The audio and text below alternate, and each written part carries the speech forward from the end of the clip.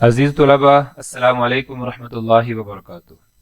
میں ہوں حافظ محمد افضل اور آپ دیکھ رہے ہیں چودھری غلام رسول and since official YouTube channel.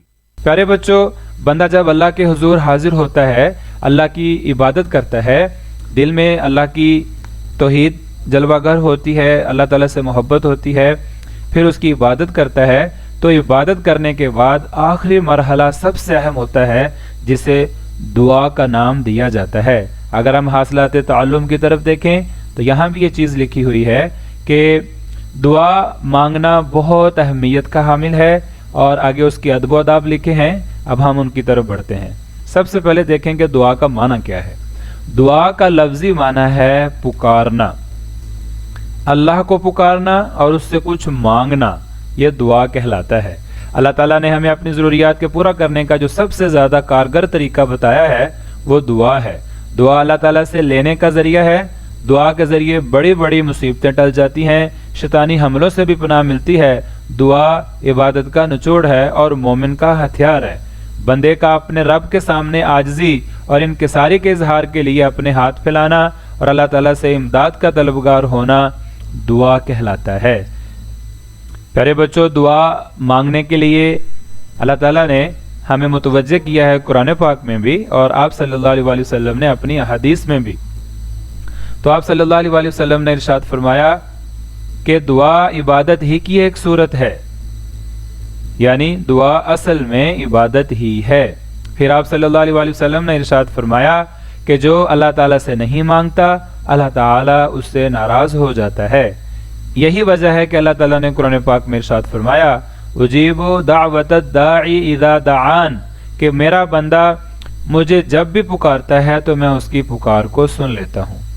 پیارے بچوں، بڑھتے ہیں آگے اختتام کی طرف۔ سب سے پہلے دیکھیے کہ دعا کی آداب کیا ہیں۔ آپ صلی اللہ علیہ وسلم نے ہمیں دعا مانگنے کے طریقہ کار بتائے ہیں۔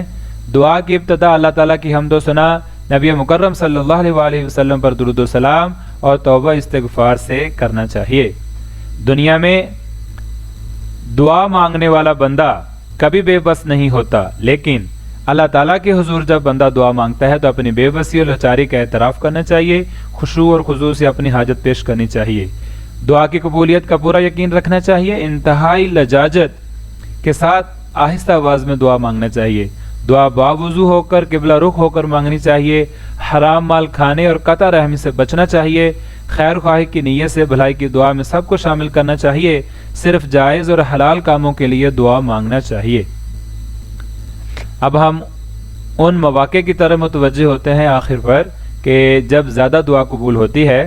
تو سب سے پہلے جو موقع دعا کی قبولیت کا ہے وہ سحری اور افطاری کا ہے، پھر نماز کے بعد دعا مانگی جائے تو وہ قبول ہوتی ہے، بیمار بندے کو دعا کے لیے کہا جائے، مسافر کو کہا جائے، مظلوم کو اور عدل کرنے والے حکمران کو، تو ان سب کی دعا قبول ہوتی ہے۔ اولاد کے حق میں والدین کی دعا قبول ہوتی ہے، اذان اور اقامت کے درمیانی وقفے میں مانگی جانے والی دعا قبول ہوتی ہے، اذان کے وقت اور بارش کے وقت دعا قبول ہوتی ہے، سجدہ کی حالت میں دعا قبول ہوتی ہے، آیت کریمہ پڑھ کر مانگی گئی دعا قبول ہوتی ہے، تکمیل قرآن مجید کے بعد مانگی گئی دعا قبول ہوتی ہے، اور حج یا عمرہ کرنے والا شخص جب پہلی مرتبہ خانہ کعبہ کی زیارت کرتا ہے اس وقت مانگی جانے والی دعا بھی قبول ہو جاتی ہے۔